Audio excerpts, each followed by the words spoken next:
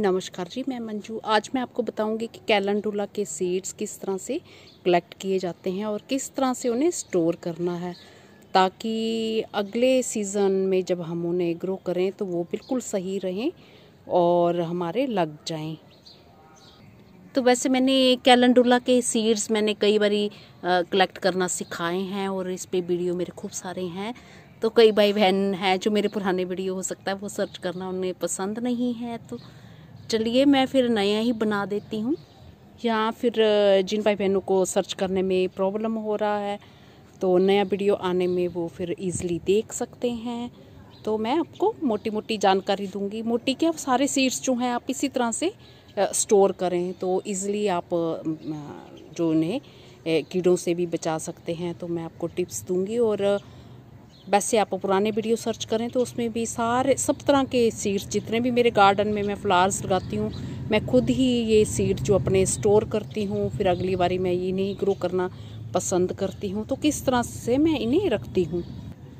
तो पहले ये कैलेंडुला के फ्लावर्स देखिए, तो देख लिए तो किस तरह के सीड जो हमें लेने हैं। तो ये फूल जब वो मेरे बहुत लंबे टाइम से खिल रहे हैं और सीड इनके बनके काफ़ी टाइम से तैयार हो गए हैं, जब इस तरह से ये बनके तैयार हो जाते हैं, हरे रंग के होते हैं और कुछ सूख भी रहे हैं, तो हमें इन्हें नहीं तोड़ना है। हमें पौधे पे ही इस तरह से सुखा लेने हैं, ऐसे सूख जाएं।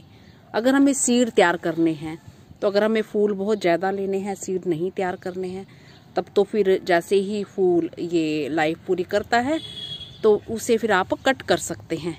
ऐसे जैसे ये फूल पूरा हो गया तो इसको यहाँ से कट कर दो, ये नीचे से यहाँ से इसे कट कर दो, तो फिर जो है बहुत सारे फ्लावर्स आते हैं।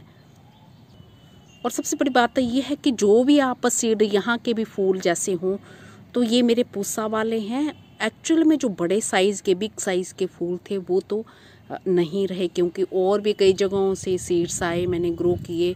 तो क्रॉस पोलिनेशन से जो है कई बारी हमारे जो असली जो हमें फूल चाहिए थे, हमें बहुत प्यारे लगते थे, तो वो कहीं खो भी जाते हैं। कुछ छोटे साइज़ के भी हो जाते हैं और कुछ जो है बने भी रहते हैं। तो इस तरह से होते हैं।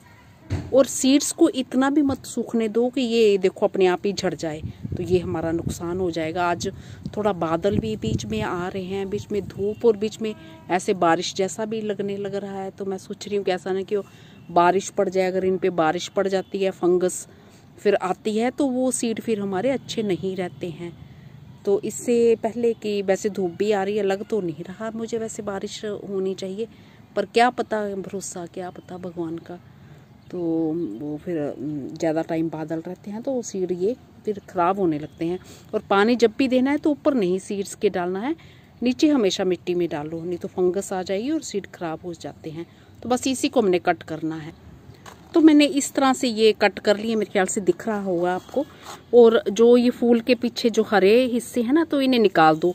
ऐसे ये पूरे झाड़ लिए। और ये जो सूखे वाले हैं इनसे कोई प्रॉब्लम नहीं, ये आप ऐसे रख सकते हैं और ये इन्हें कोई सुखाने की जरूरत नहीं है, ये बिल्कुल सूखे हुए हैं। और अगर थोड़े बहुत आपको लगता है मॉइस्चर है तो फिर एक आधा दिन की धूप जब तेज आ रही है तो 2 दिन की धूप रख लो। और इस तरह से बैग जो लेने हैं, और इसमें बहुत ही अच्छे से मॉइस्चर नहीं जाता है, बहुत ठीक रहते हैं इनमें, एयर टाइट बैग। और ये इस तरह से लिख लेना है पहचान के लिए, जो भी लिखना है। ये मैंने पूसा सीड लिख लिया है और अभी का जो ईयर भी लिख लिया, तो ताकि मुझे याद रहे। कैलेंडुला भी लिख लिया कि ये मेरे फ्रेश सीड हैं।